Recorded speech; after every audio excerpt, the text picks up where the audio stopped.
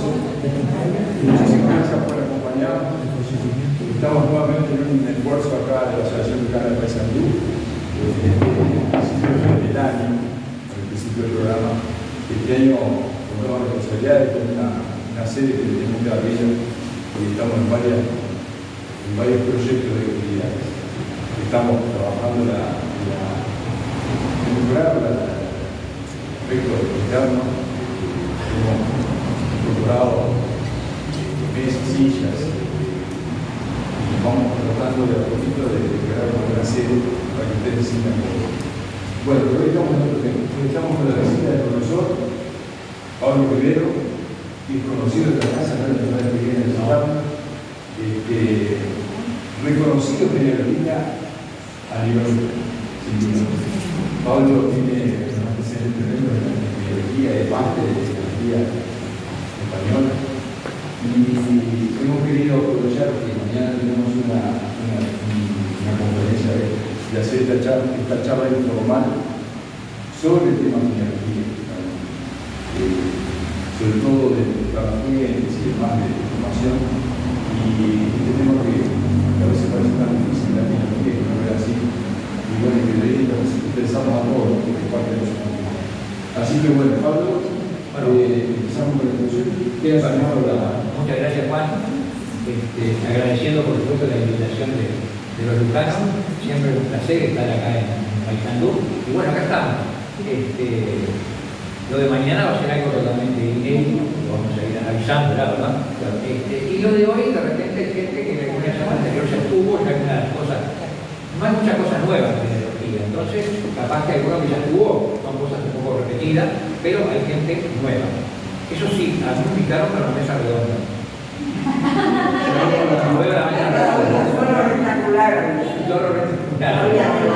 Bueno, pero lo que yo aspiro es que esto no sea un monólogo, sino que pregunten, que intervengan, que digan lo que piensan.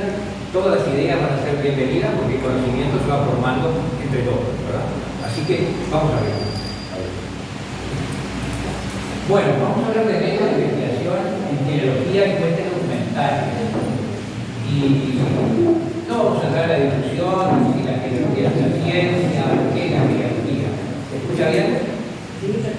Bueno, hoy la tecnología, además de la ciencia, para mucha gente es un poco. O sea, en Estados Unidos y en Europa hay millones de personas que su principal hobby es silla vacía por acá. Por favor, que sí, para la foto que está todo completo, ¿vale? Su principal hobby es la tecnología. Y eso un poco también se vio estimulado a nivel europeo por un lado, la caída del muro de Berlín, la unión que buscaron las familias alemanas de un lado con las familias del otro, la caída del comunismo real y mucha gente que trató de armar su árbol genealógico para buscar propiedades, tierras que había perdido con la revolución del 17. En el caso de Alemania también familias que reconstruyeron, trataron con sus tecnologías para recobrar tierras, propiedades, objetos de arte. El nazismo les había arrebatado por ser judíos. Hay una película espectacular que se la recomiendo, que se llama La Dama de Oro. Y es todo el esfuerzo de alguien por recuperar una pintura, un cuadro que valía millones de dólares y que había sido arrebatado por los nazis a su tía abuela. Se la recomiendo, porque es muy buena La Dama de Oro. Y bueno, la candidatura de plata, la inquietud primero de conseguir el pasaporte italiano y ahora también, no saben, en el mundo de gente que me llama todos los días, porque ¿cómo consigo la partida de nacimiento de mi abuelo en España para sacar la ciudadanía española, verdad? Bueno, acá tenemos una definición que es de Ignacio Tejerina Carrera. Ignacio Tejerina Carrera fue durante 40 años el presidente de la tecnología de Córdoba, Argentina, que dice que la tecnología es la disciplina cuyo objetivo es el estudio de la familia en cuanto a la afiliación y la identificación de sus miembros, estableciendo los lazos de parentesco, las alianzas, o sea, los matrimonios, y ubicándolos en un contexto histórico, económico y social. O sea, yo siempre digo que la genealogía no es una guía de teléfono, no es solo saber quién fue mi abuelo, mi bisabuelo, mi tatarabuelo, es una lista de nombres que no tiene ningún sentido. Yo, después que sé quién fue mi tatarabuelo, mi bisabuelo, bueno, ¿dónde vivió? ¿Cómo vivió? ¿Qué hizo? ¿Estudió? ¿No estudió? ¿En qué trabajó, cómo se desempeñó, qué nivel económico tenía. Eso es lo rico, porque eso es lo que permite hacer una verdadera historia familiar. Porque la genealogía, lo que buscamos es justamente hacer la historia familiar. Y no como ese prejuicio de que hay que hacer genealogía para buscar un antepasado vinculado a algún monarca o a algún conde, no está. Y si encontramos algún antepasado delincuente, bienvenido sea, que nuestro antepasado, y nosotros no tenemos la culpa de lo que nuestro antepasado fue o dejó de ser, ¿verdad? Después acá hay otra frasecita que a mí me gusta siempre repetirla también. Porque a veces uno se encuentra con la gente de la calle y habla de genealogía y me dice, pero yo no tengo genealogía. No es para. No tenés los padres, 4 abuelos, 8 bisabuelos, eso es la genealogía. Entonces, todo linaje, porque dicen que Casarrafí es uno de los grandes genealogistas humanos, todo linaje, aún modesto y siempre tiene un pasado, ¿verdad? Bueno, ¿cómo hacemos nosotros para, bueno, la actividad que tiene teología, ya lo vimos la historia de la familia, la historia en general, la medicina, la parte de las enfermedades hereditarias, ¿verdad? El derecho, las sucesiones, las herencias, la historia política. En Francia estudiábamos la dinastía, en Egipto la dinastía, ¿verdad? La historia social, la biología, el famoso caso de ADN, ¿verdad? Yo tengo un ejemplo de un amigo que en algún árbol genealógico que encontró sus parientes en el País Vasco, se conectó con sus parientes en el País Vasco y eran químicos, todo fabuloso, todos los papelitos coincidían, una maravilla. Pues a este acá se le ocurrió hacer un ADN y le pidió a los tipos de allá que se hicieron un ADN. No tenían nada que ver. ¿Qué hizo mi amigo? Averiguó a dónde había ido su antepasado, su bisabuelo. Se había ido a trabajar en una estancia de Urano. ¿Quién era el estanciero? Y armó la genealogía del estanciero. Y consiguió una viñeta que aceptó hacerse el estudio de ADN. Eran primos quintos con la viñeta del estanciero. O sea que no tenía el apellido del bisabuelo. Bueno, la demografía, porque las familias se movían por cuestiones políticas o se movían por razones económicas. La invitación acá de la plata, en algunos casos no por razones políticas, pero muchas veces fue por razones económicas. Morían de hambre en Italia y no morían de hambre en las Islas Canarias, ¿verdad? Bueno, para armar ese árbol genealógico tenemos que investigar. Y para eso, en verdad, tenemos que ir a lo que llamamos fuentes, que es donde vamos a ir a investigar, las fuentes. Esas fuentes pueden ser orales o pueden ser escritas. Nosotros tenemos una gran adoración por las fuentes escritas, ¿verdad? Y nos parece que lo que está escrito es la palabra santa y lo verdadero. Un día en mi casa, buscando papeles viejos, encuentro la partida de nacimiento de un tal, ahora con el nombre apellido, no llega con ningún miembro de la familia. Che, mamá, ¿esto que la partida de nacimiento acá de quién es? Dice la partida falsa del tío Rico. ¿Cómo la partida falsa? Sí, cuando la revolución de 1910, mi abuelo era de español, de la Canaria, y mi hermano era de Uruguay. Entonces el cónsul español hizo una partida de nacimiento falsa para que no se lo llevara a la casa. Entonces alguien agarra esa partida y se la pone. Se imagina que el cónsul falsificó una partida de nacimiento, ¿no? Bueno, las fuentes orales. Bueno, en la entrevista, ¿verdad? Al abuelo, al tío abuelo, a la vecina que conoció a la familia de toda la vida, ¿verdad? Y tiene muchísimas ventajas, porque es rica. O sea, tiene la experiencia de la persona que lo vivió, entonces es muy rica.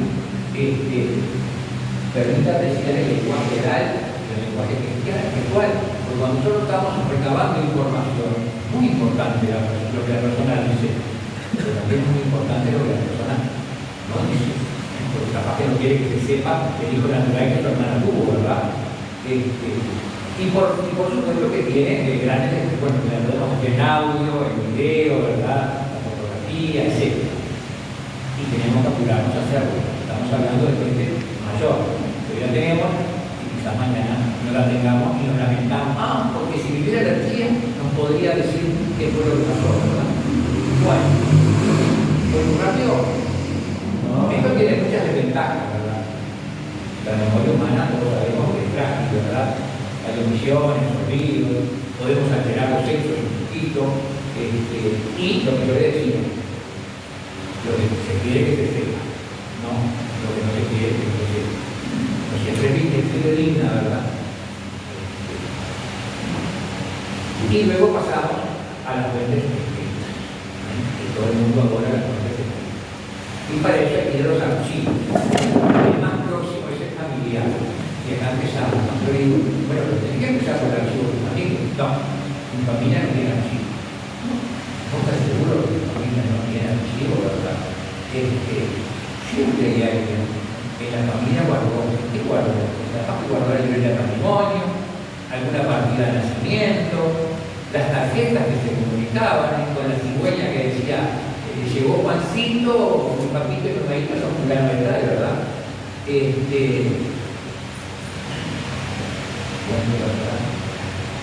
Las tarjetas de matrimonio de 15, esta famosa película argentina donde una señora va guardando todas las tarjetas de matrimonio y después un día agarra la caja y dice, esta pasada 9 meses la puedo mirar, esta pasada 9 meses la puedo mirar.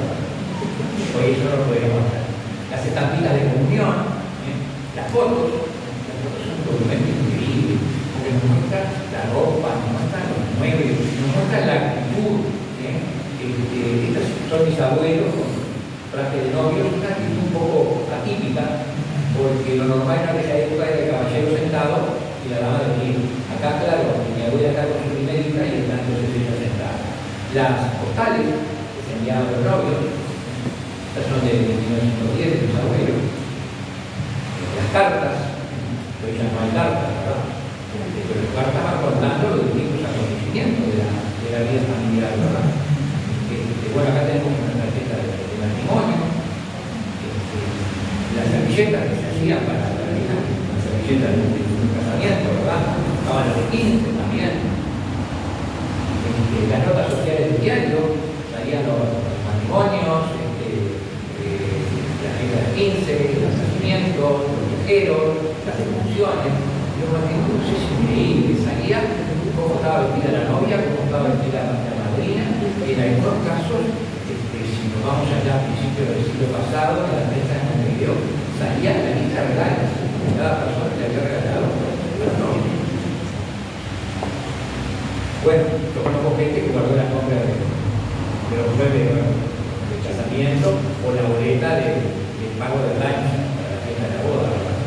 Las estelas, los joyas que se acuerdan que se repartían por comercio, hasta 1970, 80, eso en Uruguay se hacían las tarjetitas que se distribuían, unas para invitar para el funeral y este tipo que era la de despedida que se repartía en la puerta de la iglesia cuando terminaba el funeral y muchas veces tenía la foto de los puntos, ¿verdad?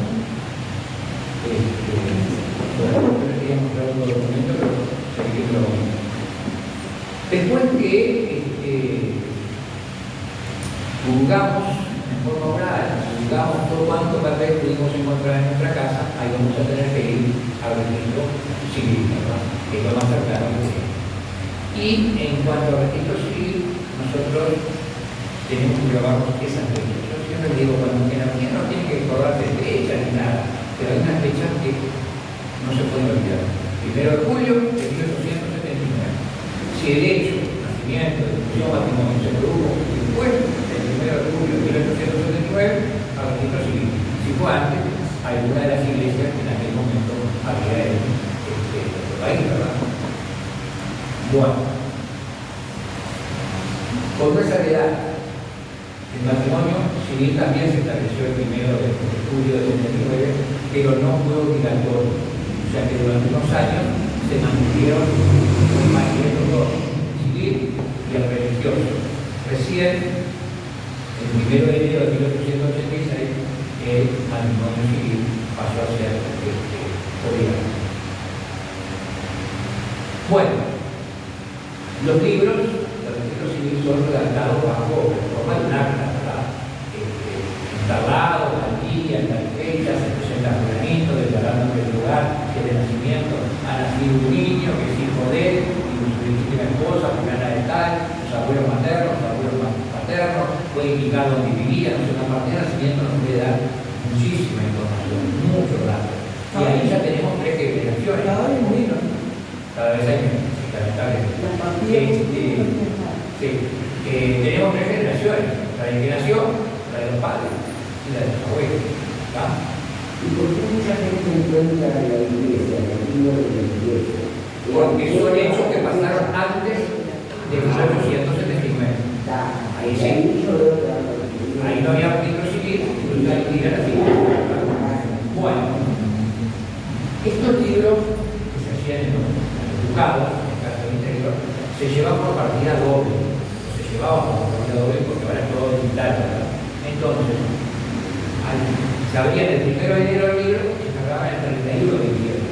Y el 31 de diciembre, un libro se enviaba al registro civil de Montevideo, que es Uruguay, y el otro se enviaba a la intendencia correspondiente. O sea que ustedes, si quieren buscar una partida de lo que sea, tienen dos posibilidades: o a Montevideo o a la intendencia donde se realizó el hecho.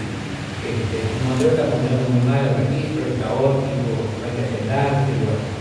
Y con respecto a los intendencias, el registro civil lo que otorgó fue la custodia de esos libros a las intendencias, pero no les planteó ninguna exigencia. Y no les planteó, por ejemplo, que las exigencias tenían que llevar un índice. Entonces, hay muchas intendencias que no tienen índice.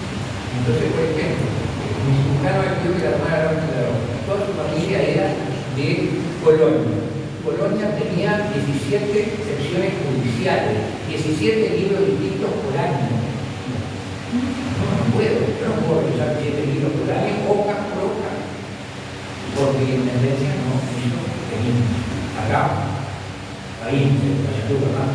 Está sacado, ¿verdad? Bueno, sigamos. Bueno, más o menos lo que se pone en el nacimiento, ¿verdad? Después lo mismo en la de matrimonio. En el caso del nacimiento se ponía, o sea que eso estaba reducido después, si era hijo legítimo o era hijo ilegítimo. Y en el matrimonio también se ponía si el novio era hijo legítimo o era hijo ilegítimo, ¿verdad? Eso apareció. Pero además en Montevideo se llevan los libros de reconocimientos y legitimaciones, lo de adopciones también se llevan. Esto por suerte también cambió porque en la adopción se cruzaba la partida de nacimiento original con una frase que establecía penas de prisión para el que diera a conocer esa partida. O sea que había una imposibilidad total de que un adoptado supiese cuál era su origen biológico. Eso no, pues ya todo el mundo tiene derecho a saber quién es su familia biológica que fue adoptado. El libro famoso de extranjeros, que no es extranjero, este es un libro que puede ser para extranjeros o puede ser para uruguayos. Por ejemplo, un uruguayo que va a vivir a Italia y se casa en Italia. Entonces, ¿qué pasa? Cada vez que tiene que hacer un trámite de su una partida de matrimonio, la tiene que pedir a Italia. Entonces se quedó ese libro de extranjero. Entonces trae la partida de Italia, la sienta en ese libro y ya queda como si estuviera casado también acá en Uruguay. Cada vez que hace una partida, la pide en el registro de acá de Uruguay, ¿verdad? En las reinscripciones parroquiales, ustedes saben que se gana la parroquia y el lugar está una partida sellada con el sello de la parroquia y la firma del párroco. Para algunos trámites eso no es suficiente, se necesita además de la firma y el sello de la parroquia, la firma y el sello del obispo del lugar. Y hay países que eso tampoco lo acepta. Entonces, ¿cómo se soluciona esto? Llevando la partida de la iglesia firmada al registro civil y se inscribe en ese libro de reinscripción. Como pueden, hay muchos libros, ¿verdad? Los libros suplentores, eso es una cosa rarísima. Países que han tenido terremotos, países africanos donde de repente no tienen registro civil, y bueno, bajo declaración jurada, yo voy a registro civil, y yo me llamo Julián Bertán, mi padre fue Julián Bertán, y nací tal día hasta ahora. Y esa declaración jurada con las penalidades que tiene, si uno no está diciendo la verdad. Esos son los libros suplentores. Bueno, seguimos. Y no llevamos libros de divorcio. Los divorcios se anotan al margen de la partida de matrimonio. Otros países tienen libros para aceptar el divorcio. Bueno, pero además del libro, en el caso de los matrimonios, además de la partida de matrimonio, nosotros tenemos el expediente matrimonial. El expediente matrimonial es muy rico, porque es los que se casaron, lo que se llena cuando van a solicitar el matrimonio. Entonces aparece la misma del padre, la madre de los novios, y aparecen los testigos. En las declaraciones que se toman los testigos, si los novios son personas libres o no para contraer matrimonio. Entonces, generalmente, el expediente matrimonial dice más que la partida, no siempre. Entonces, si la partida dice italiano, capaz que el expediente matrimonial dice: ¿usted porque sabe que el novio es libre para casar? Ah, porque yo lo conocí porque nos criamos juntos en tal pueblo. Ahí apareció el pueblo de nació la persona. No siempre, pero es una posibilidad. Y a su vez, los expedientes matrimoniales existen en el registro civil y existen en la iglesia. ¿Cómo se llega a los expedientes matrimoniales? Usted va al registro civil y lo mide. Lo van a mirar con cara rara, porque por ejemplo en el caso de cada departamento. en cada departamento, exacto. O la parroquia, ¿bien? O la fecha, no, pero sí, si no vale nada, tiene la Lo van a mirar con cara rara porque están en algún archivo, en el caso de San José, que están en un archivo lleno de tierra y de polvo. Yo cada vez que pido un expediente matrimonial me da vergüenza porque las pobres misas bajan de allá arriba llenas de tierra, de la arena. Bueno, y a su vez es caro, porque no es como la partida que tiene un precio fijo, sino que el expediente se cobra por hoja. Generalmente son varios temas, vale la pena, por supuesto, conseguir. Y no son libros, son expedientillos, esos que están cosidos, las mangas hojas cosidos con libros, ¿verdad? Bueno.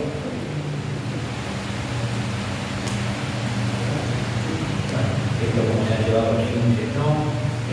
Los índices en general, por ejemplo, si ustedes tienen algún antepasado que nació, murió, se casó en Montevideo, yo lo que recomiendo es que vayan no al registro de Calle Uruguay, sino que vayan al registro civil de Intendencia de Montevideo. Ya tienen digitalizado todo, como hasta 1920. Ustedes van, dan el nombre de la persona, en 5 minutos salen con la partida.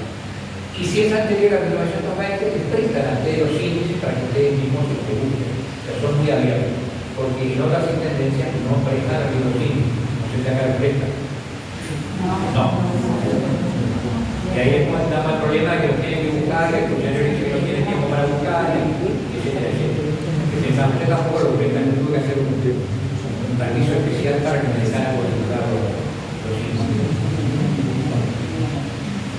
Bueno, y antes del 1789, 1879, perdón, tenemos que ir a las iglesias que existían. ¿Qué iglesias existían? La Iglesia Católica, la Iglesia Anglicana, la Iglesia la Iglesia Metodista, la Iglesia Alemana y la Iglesia Valera. O sea, son 5 iglesias que tienen libros anteriores a 1879. Y por supuesto que la principal es la Iglesia Católica.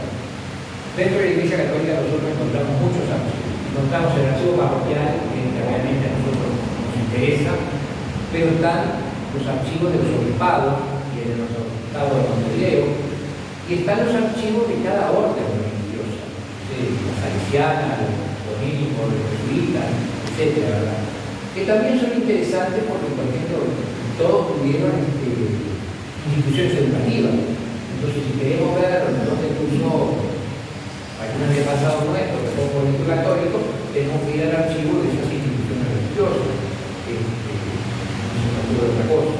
Después, por ejemplo, los archivos de los obispados también son muy importantes para la genealogía, porque aunque ustedes les digan que dentro de la Iglesia Católica el divorcio no existe, el divorcio existe dentro de la Iglesia Católica. Tiene que ser por causas justificadas, y esos expedientes de matrimonio están en los respectivos obispados. Y son de consulta reservada. O sea, ustedes tienen que demostrar que son descendientes de esa persona para que les muestre el expediente. porque generalmente estaban garantizados por causas criminales. ¿Por qué me quiero divorciar? Porque mi marido me pega, porque mi marido está todo el día borracho y no trabaja. Y bueno, entonces los que robaban por causa criminal y son reservados. Y bueno, y después tenemos los famosos archivos parroquiales, donde están los famosos Inti Libris, que estableció el Concilio de Trento, que debía llevar cada parroquia de forma obligatoria, y que son 5 libros. Nosotros conocemos los de bautismo, los de matrimonio y los de funciones, pero están también los libros de confirmaciones, a veces sí, a veces no, a veces el obispo apuntaba a las confirmaciones en hojitas sueltas, y ya sabemos lo que pasa con las hojitas sueltas, ¿no? Y los libros de matrículas parroquiales. Los libros de matrículas parroquiales son una especie de censo. Sobre todo en la época de la colonia se hacía, porque en aquel momento la corona estaba unida a la iglesia y, de acuerdo a las leyes de la época, era obligatorio confesarse por lo menos una vez al año y cumplir con el precepto pascual de ir en Semana Santa a la iglesia. Cuando Luis Griego, el obispo de Buenos Aires, visita frecuentemente toda la banda de Uruguay y llega a San José, las administraciones que le hace el cura de San José son tremendas, porque el cura no ha controlado el precepto pascual y no ha controlado que las personas se confiesen una vez al año y vayan a misa por lo menos una vez al año. Bueno, y el libro de matrimonio, que en realidad son de desposorios, porque se celebran una ceremonia que se hace ahí de palabras, de presente, dice la partida muchas veces, a veces ese de palabras, de presente, está en latín, porque para que el matrimonio sea válido tiene que ser celebrado por un sacerdote, tiene que ser ante la asamblea, por eso se hace una especie de celebración con público, que son los que atestiguan de que ese matrimonio se realizó de forma. Y antiguamente eran 2 ceremonias, la de matrimonio y la de velación. Es una costumbre que viene de la religión hebrea, de la religión judía, de cubrir a los novios con un manto. Entonces, se los casaba y se los cubría con un manto. Ustedes van a ver que dice, casé y velé. Algunos van a decir, oh, se murió, se casó y se murió al mismo día, ¿no? Casé y velé es eso. Hizo la ceremonia y cubrió con un manto. A veces, esa ceremonia se hacía después. Había momentos litúrgicos que no se podía hacer, y se hacía después. Entonces la partida dice simplemente vele a Pilar Melgar. Bueno, el libro de funciones que no es de difusión, es de inhumación, porque cuando se hace, cuando la persona la entierra, generalmente cuando la persona la entierra, porque lo hacía el cura cuando venía con el cadáver a la iglesia, ¿no? Entonces, claro, generalmente la partida se hacía al otro día del nacimiento porque la persona se enterraba el otro día, pero también podía ser que la partida se hiciera 3 o 4 meses después porque la persona había resistido en campaña, estaban los abuelos crecidos, y después, o en algunos casos se entierran en el establecimiento rural y a los 3 o 4 años traen los restos a la iglesia, al cementerio, y recién ahí se hace la partida que se llama de defunción. Bueno, los índices. Bueno, el párroco es el responsable del archivo parroquial. Y de acuerdo a las leyes canónicas, el único que tiene autoridad sobre el archivo. Si el cura dice no, el obispo no puede hacer absolutamente nada. O sea que traten de llevarse bien con el algunos curas. El párroco está sobre el obispo. En este caso sí, porque es la autoridad parroquial. Claro que algunos curas que conocen eso. La iglesia de Florida había curas colombianas que a mí me echaron del archivo, pero pronunciaron las palabras más aquí, sin una orden del obispo que me está en un caballo. El obispo estaba todo el día conversando conmigo en el liceo y a los 5 minutos estaba yo con la orden del obispo. Y se guarda en las parroquias. Esto ha ido variando, sobre todo en Europa. Los obispados han recogido los libros y hoy ya no lo encuentran en la parroquia, sino que lo encuentran en el obispado. Eso acá en Uruguay pasa con Mercedes y Colonia, que dependen del juzgado de Mercedes. Tienen que ir los libros más viejos a buscarlos todos a Mercedes, salvo Carmelo, el pueblo se arregló y robó los libros de Carmelo y no se los entregó a los. Yo tengo la sospecha de que ahí debe haber sido como que se cura también, pero hoy los libros están en el museo parroquial, los libros de Carmelo. En el caso de Montevideo, el arzobispado retiró los libros más o menos hasta 1900, los microfilmó y tiene los microfilms. O sea que usted, si busca una partida de Montevideo, puede ir a la parroquia, pero si es anterior a 1900, pueden ir también al obispado. Y ahí en el obispado, yo le dije que estaba en el divorcio, también están las dispensas. Por ejemplo, quedó viudo, tengo un montón de hijos chicos, y aquí le llamo para que me cuide a los hijos chicos a mi cuñada. A la cuñada. A la cuñada. Y después me quiero casar con la cuñada. No me puedo casar porque es mi cuñada. Entonces tengo que pedir la dispensa y que, o lo que le pasó a Artigas. Artigas, ¿por qué se casó? Con la prima. Los matrimonios de primas están prohibidos. Entonces, hay que hacer una dispensa. En mi familia creo que están todos casados de primos, primos segundos, es una enredo. Y también son reservados. Las dispensas hay que demostrar que sepa mirar directo. A mí me conocen, ya le di la dispensa matrimonial de un tío, que lo mismo que la conocen, me la facilitó, y le digo, yo no, ¿qué dice acá? Se autoriza la dispensa por el bien de la flor. ¿Qué es esto? No, no sé, pero que hablar estaba embarazada, no sé más. Ahí estaba la explicación. Bueno.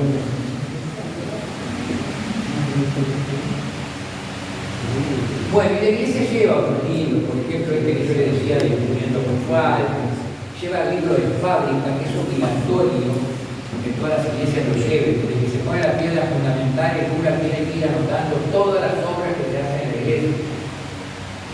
Algunos lo tienen llevando, otros lo tiran a la luz.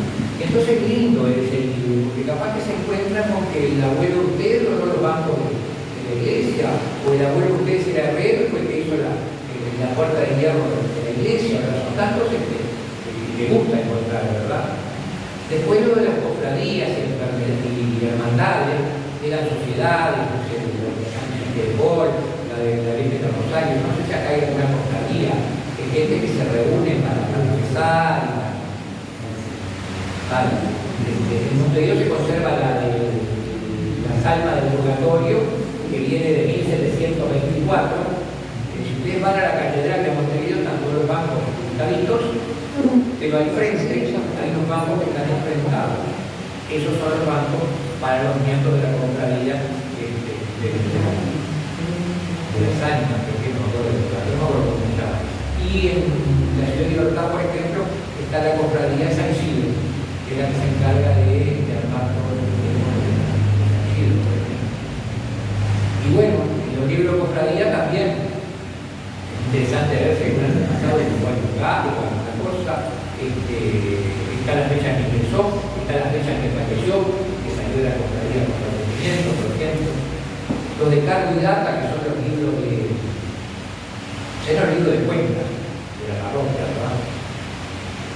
Los libros de visita, el cura visitaba a una familia y llevaba un libro, y los de enfermo visitaba al enfermo, o a la inversa, o sea, recibían visitas importantes en la parroquia y se registraba la visita, ¿verdad? Y bueno, y los expedientes matrimoniales de los cuales ya hablamos. Bueno, acá ya vimos, también lo vimos.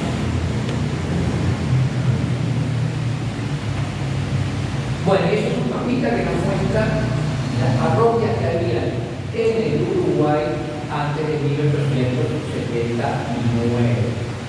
Ustedes ven, la concentración se da en Canelones, en Montevideo, al norte son muy pocas, y bueno, Paysandú, por supuesto, que ya estaba.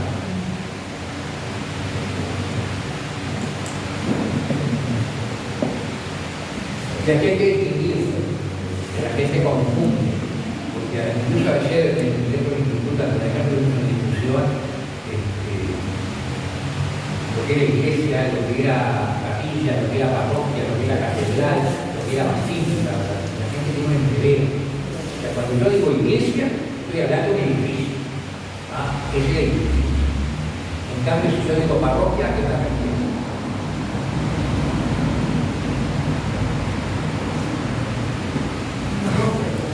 La institución como tal. La institución, o sea, es una iglesia que tiene a su frente una persona que se denomina papa y que por lo tanto lleva libros, los libros que viven.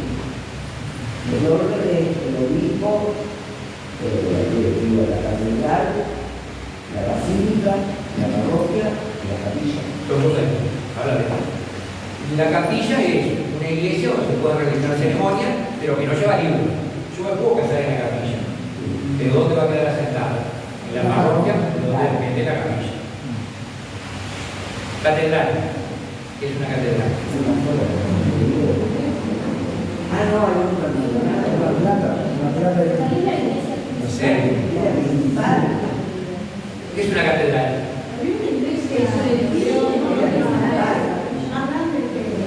¿De donde reside el obispo? Ahí está. Una catedral es donde está la cátedra. ¿Qué es la cátedra? El sillón donde se sienta el obispo. Entonces, donde hay el obispo, hay una catedral. Hay catedral, pero no la tienen.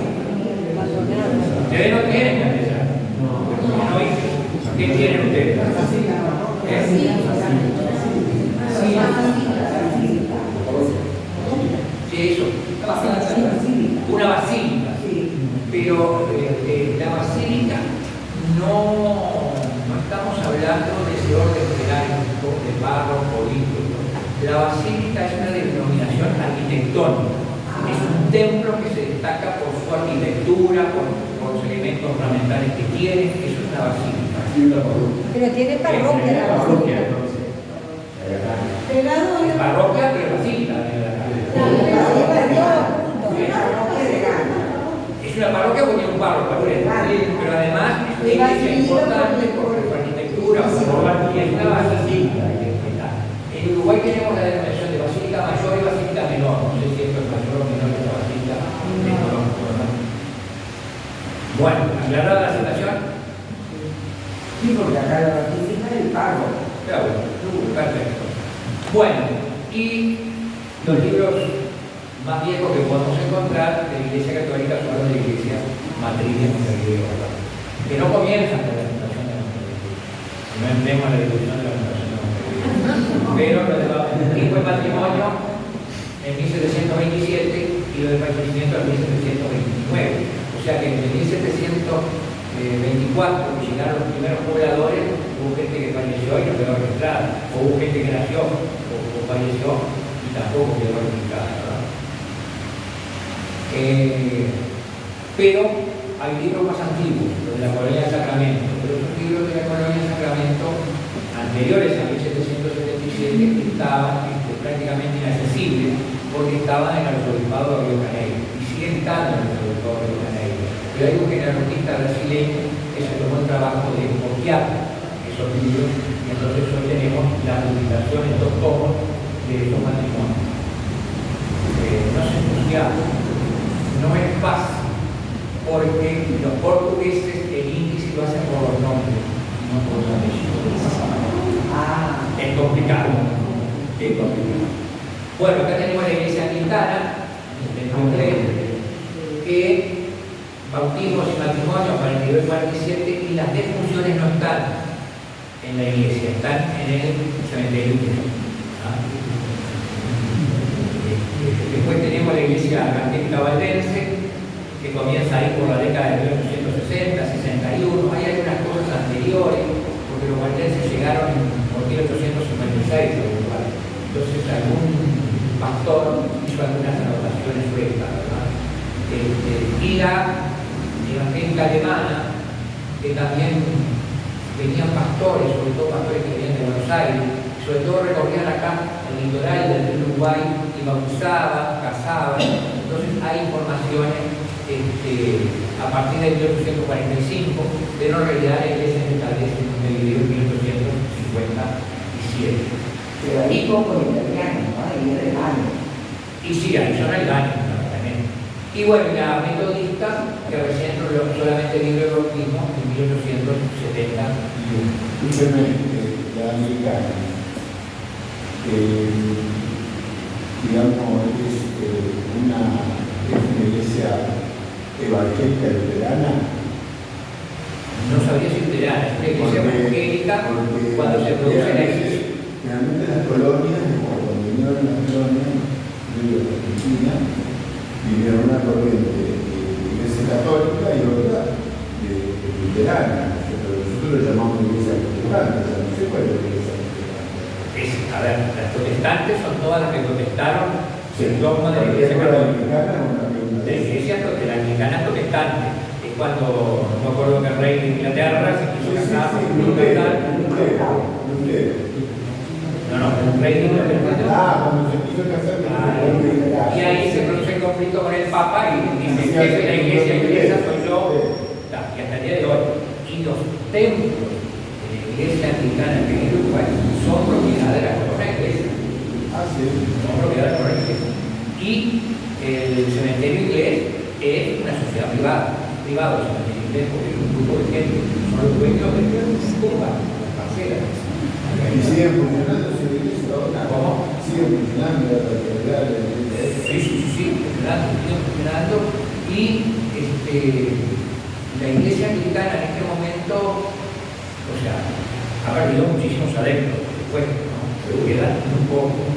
Pero sin embargo, si ustedes van a los libros de la iglesia anglicana, el templo de la iglesia está en la Ciudad Vieja, se van a sorprender de la cantidad de bautismos y de matrimonios que hay, que por supuesto son Rodríguez, Pérez, González y Martínez.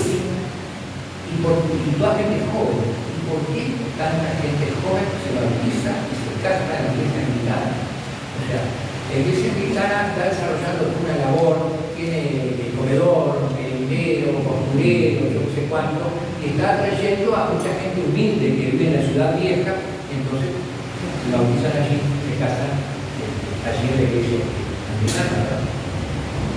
Bueno, agotamos el registro civil, agotamos todas las iglesias, ¿a dónde vamos? Podemos ir al Archivo General de la Nación, por ejemplo. Podemos ir al Archivo General de la Nación. Poder judicial. Poder judicial. Poder judicial. Poder judicial. Salud pública. Archivo General de la Nación. Archivo General de la Nación. Poder judicial. Y salud pública, hay un concepto del director de los hospitales que esos libros viejos no sirven para nada y los han quemado. Un lugar que es un archivo espectacular que contesta por correo y manda todas las fotos, que es el Miracuelo. El Miracuelo. El hospital de la Yo tengo una bisabuela que falleció allí en el Miracuelo y me enteré de cosas que no sabía. Por ejemplo, me enteré de que mi bisabuela, que tiene un hermano menor, que también había fallecido enfermo mental. Por ejemplo, y nunca en la familia nadie, porque era tío de mi abuela, nadie habló de ese tío de mi abuela. Yo quedé asombrado porque me dijeron algo de siempre más el correo que contestaba, cuando contesta. Me mandaron todo el expediente, toda la atención que había tenido mi bisabuela. Bueno, el Archivo General de la Nación tiene dos sedes que tienen un director único, pero no parece que tuviera un director. Tenemos una sede en calle Convención, 1474, es impresionante, un edificio viejo, pero que fue construido especialmente para el archivo.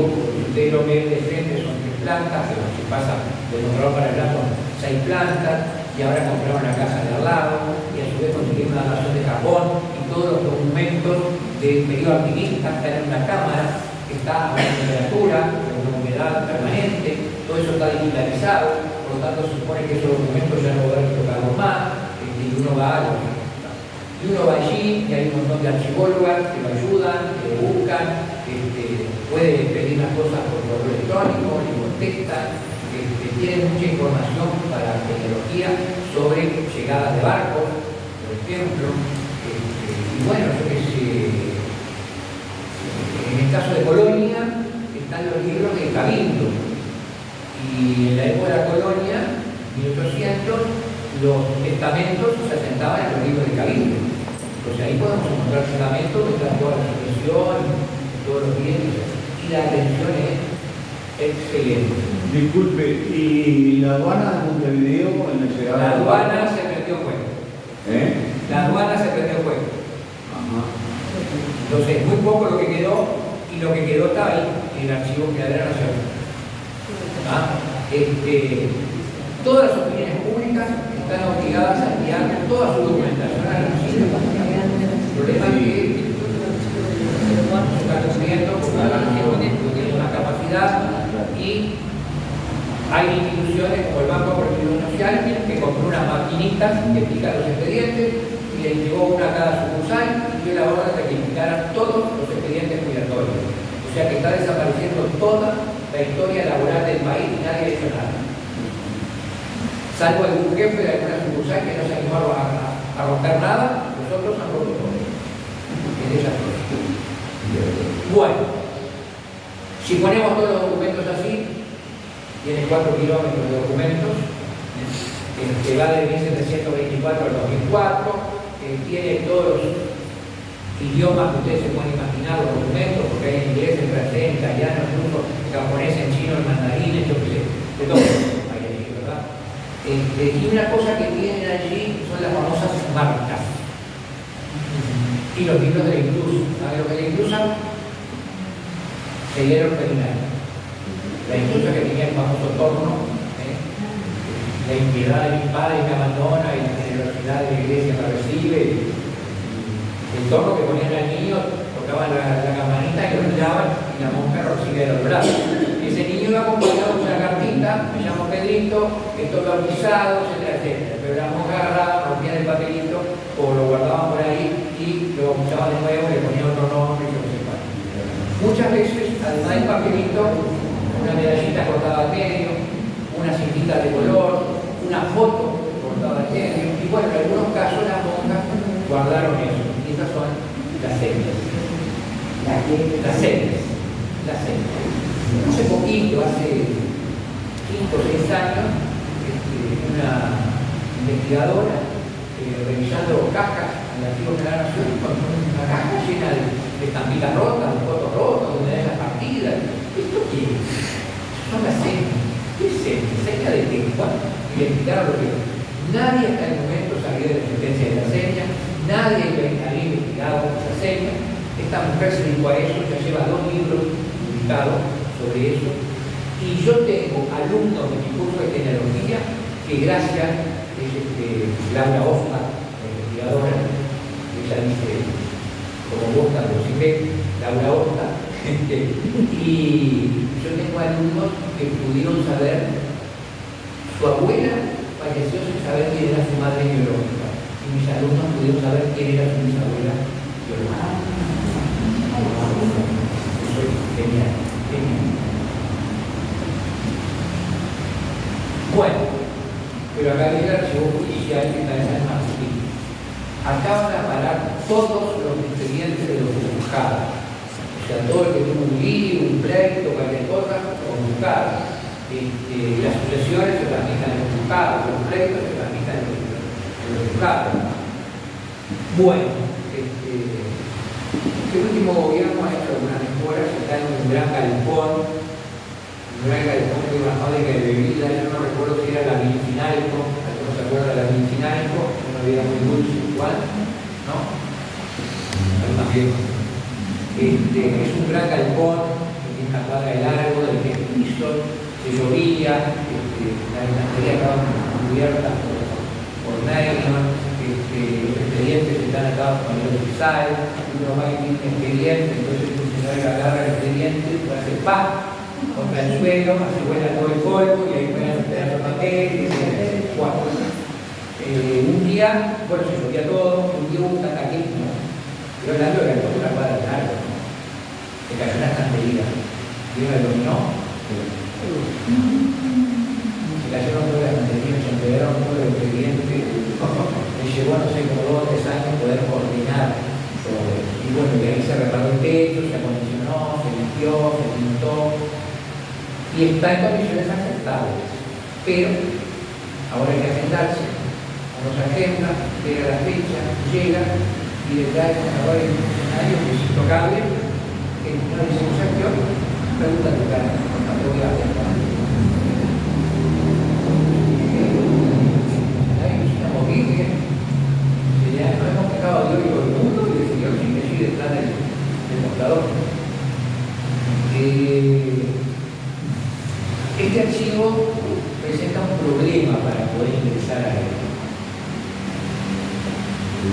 Cuando el juzgado manda el expediente al archivo, llena un índice y le da un número. Entonces uno tiene que ir al juzgado y conseguir ese numerito. Entonces con ese numerito va y ahí ubica el expediente. Pero hay algunos juzgados que no solo mandaron los papeles, también mandaron el libro para allá. Entonces uno no sabe si el libro está en el juzgado o está allá, o en algunos juzgados perdieron la vida. Acá paisano se quedaron con la mayoría del libro, ¿verdad? Paisano se quedaron con la mayoría del libro, pero está en el estado calámicos. No, tranquila, la garra, están rojos, partidos en medio, están entreverados. La verdad que es lamentable, yo fui un par de veces. Sí, me encontró nada. La piedra, no lo hago a propósito.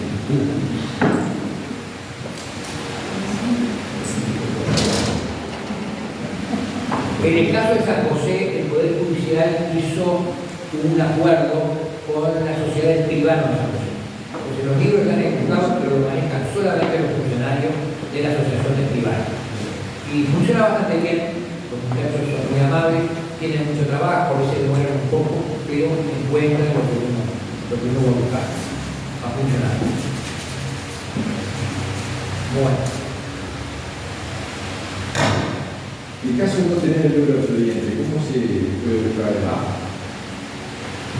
Hay que rezar y caerle en gracia a funcionar verdura. Hay que ir directamente a la gente. Yo también he echado el archivo ese, porque el libro índice de mi pueblo se cambió. Y no hace muchos años, porque yo llegué a tener, porque después me lo prestó, llegué a tener ese libro en mi casa.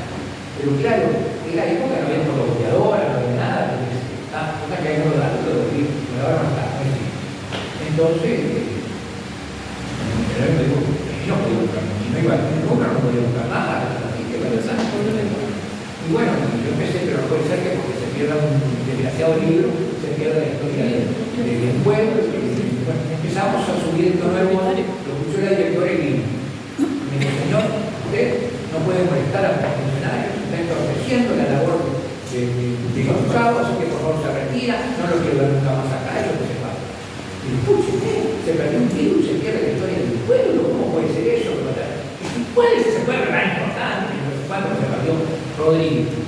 Ay, dice, el pueblo es mi abuelo, ¿qué quería? A partir de ese día yo hice lo que hice.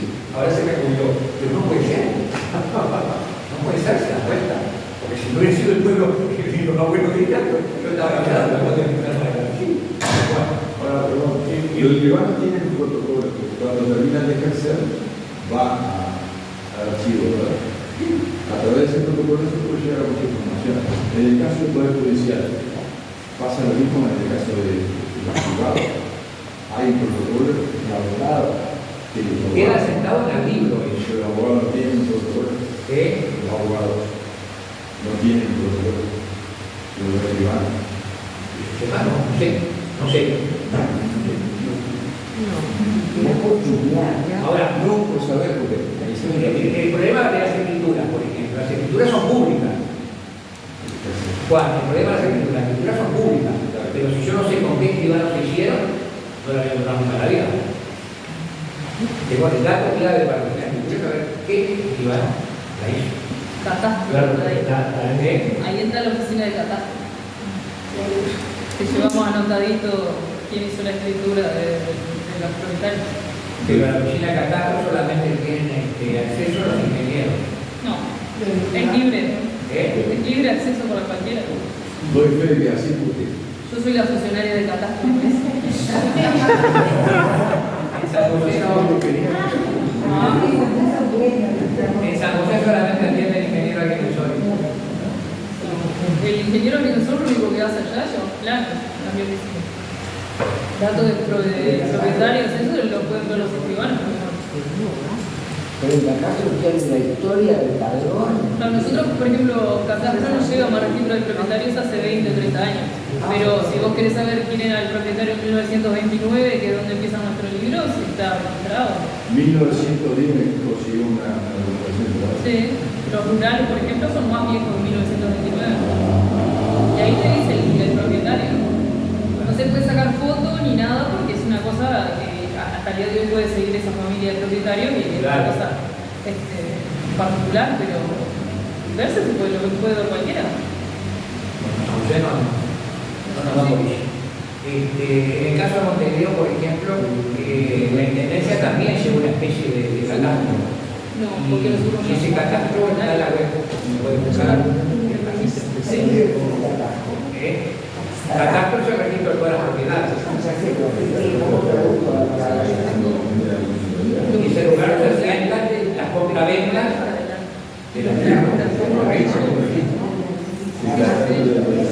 Otra oficina que es inaccesible para los turistas es la oficina de traslación. Porque uno va a pedir un dato y no sé, antes de empezar la pandemia son 500 pesos por cada dato que pedía. Para que la ahorita eso, la dotación original. Bueno, estamos en una hora de día, no llegamos a la hora. Otra cosa importante son los censos.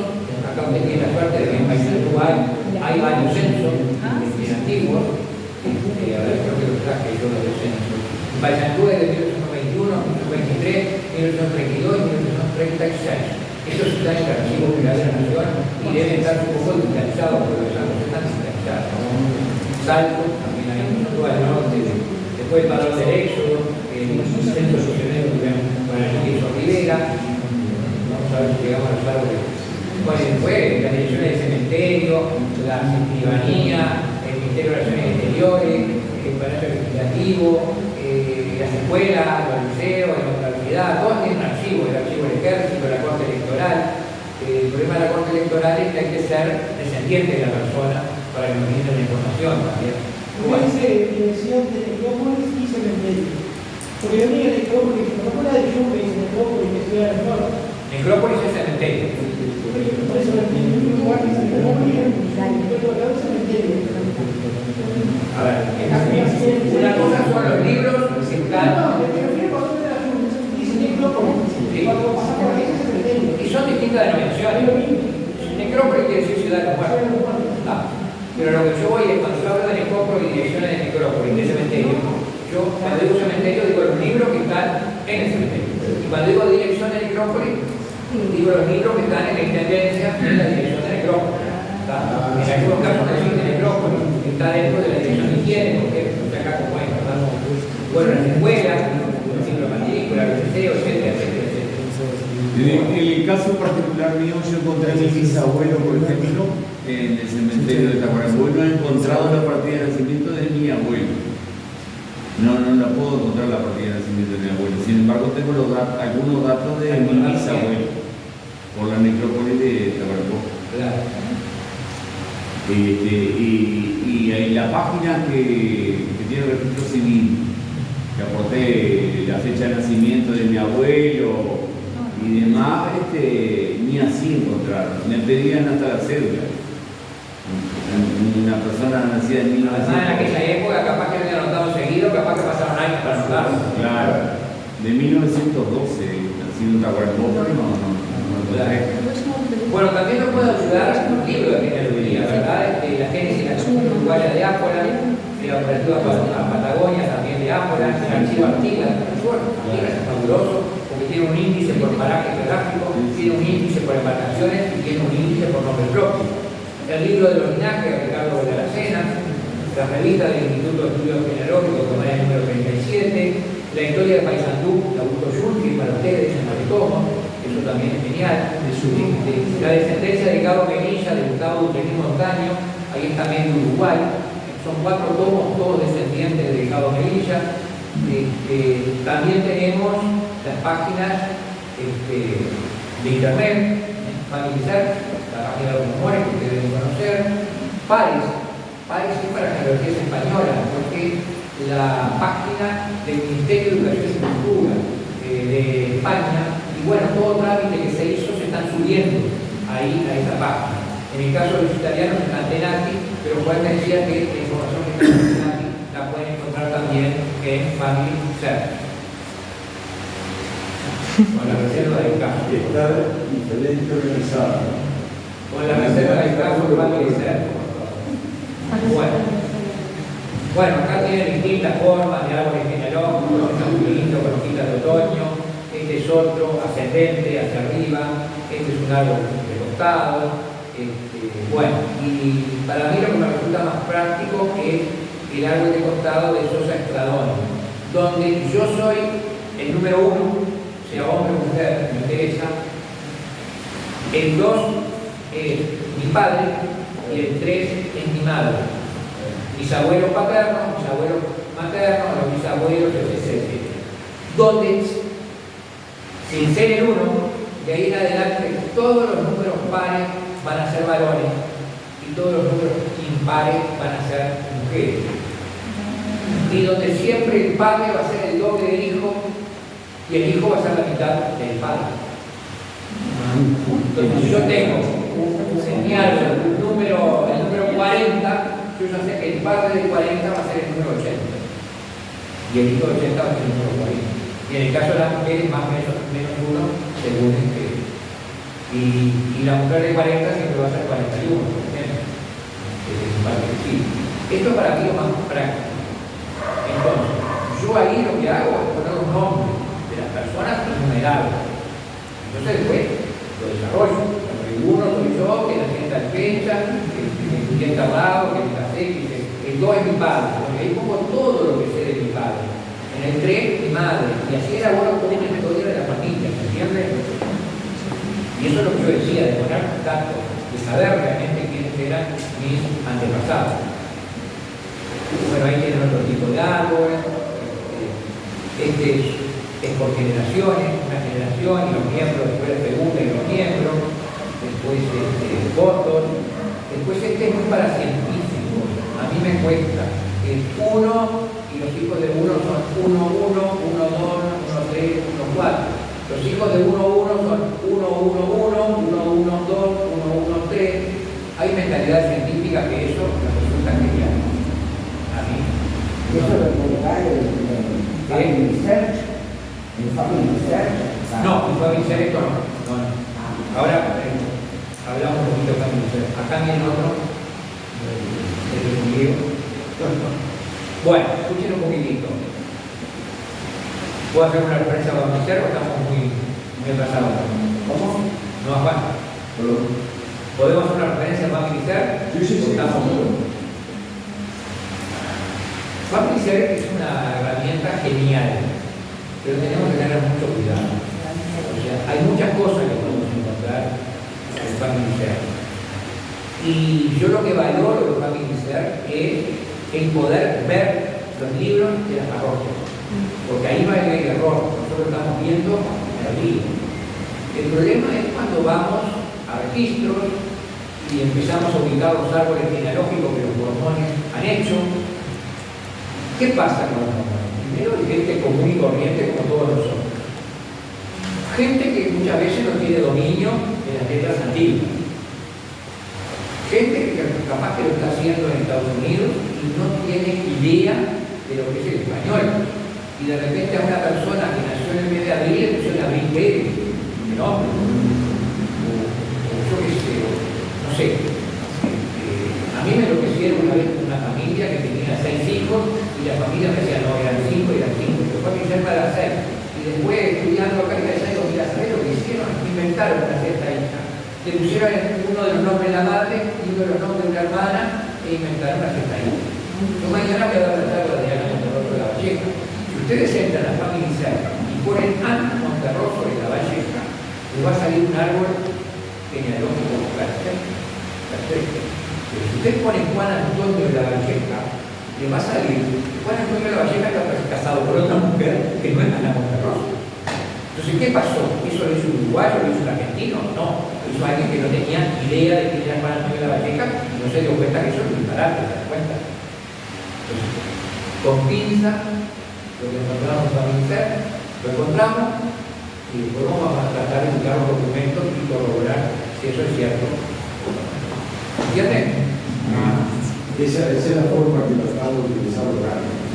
Buscar la información como guía, ¿verdad? Después tenemos la información, entrar en la persona en que se ubicó, verificar si está la partida, porque generalmente está, verificar si realmente es cierto. Si coincide, damos por lo que seguimos.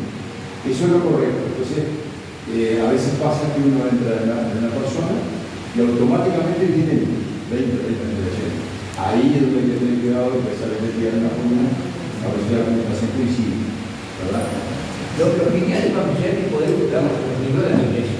Tener los libros de la iglesia en la casa de uno, genial. Últimamente lo pudo ver Sí.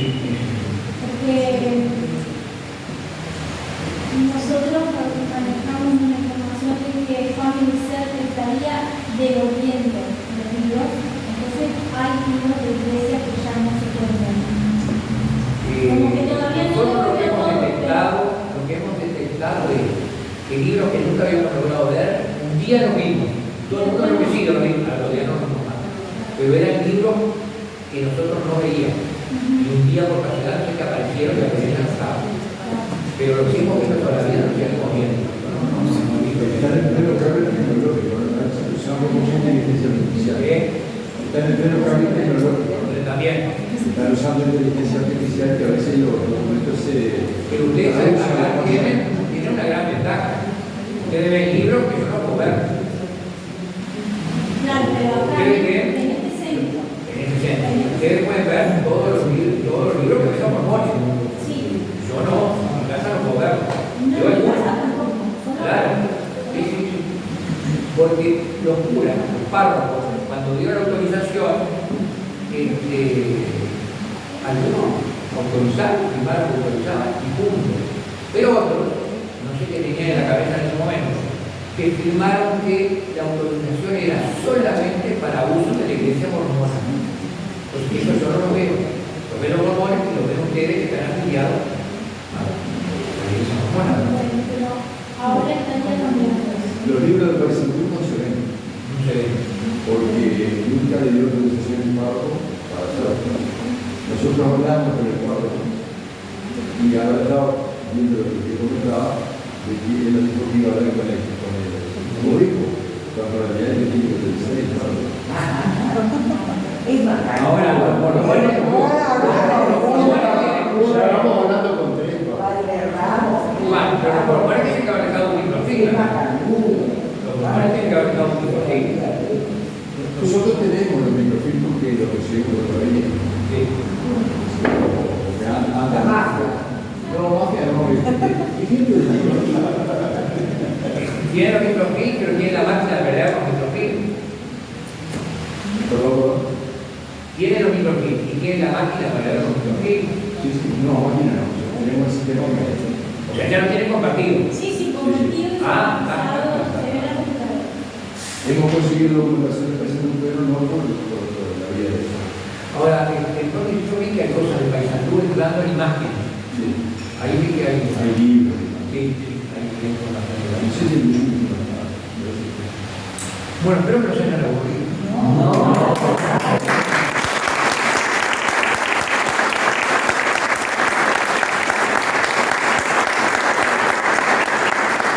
Porque si el tiempo nos da, les voy a contar algunas anécdotas cosas de doña Ana, don Juan y doña Bernardina. Y doña Bernardina. Podemos pasar a la visita. ¿Eh? Podemos pasar a la Vamos a visita. hacer un aviso para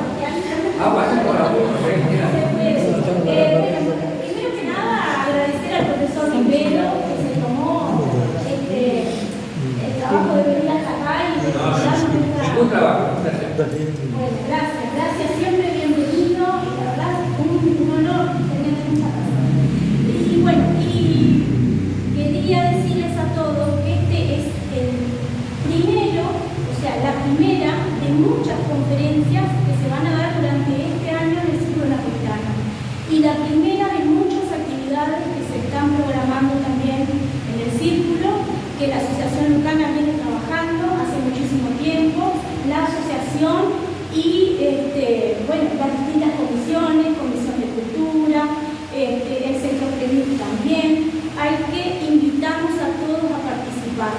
El Círculo Napolitano abre las puertas para todo público, no solamente para los italianos. Están todos invitados a venir, perdón. Y también quería hacerles una invitación especial de que vengan y se sumen al equipo de trabajo del Centro Clínico, porque la verdad que la genealogía es algo fascinante. Yo suelo hablar de genealogía y me emociono porque es algo que uno puede estar horas y horas buscando y cuando encuentra algo es una felicidad, algo propio o algo de otra persona que podemos ayudar a encontrar. Así que bueno, los invitamos a todos a venir, a sumarse, y también les contamos que estamos haciendo las gestiones para tener un curso de introducción a la genealogía. Así que aquellos que estén interesados, por favor también nos hacen saber, porque bueno, ¿Ya tiene el tutor? Pregunto por alguna. Estamos pidiendo currículum. No, pero además, tú estás invitado. Perdón, están buscando mejor. No, pero tú estás invitado. El hecho de venir acá y disfrutar de esta cena es hacer un espectáculo. Está precioso. bueno, muchas gracias. Muchas gracias. Mañana. Y mañana, por favor, todos nuevamente invitados, inviten a todos a venir, familiares, amigos conocidos, porque la conferencia de mañana, que tiene que ver con el Día Internacional de la Mujer, trata nada menos que de Ana Monterroso, una dama de armas tomar, que fue muy influyente en la política del Uruguay, así que no se pueden perder, no nos podemos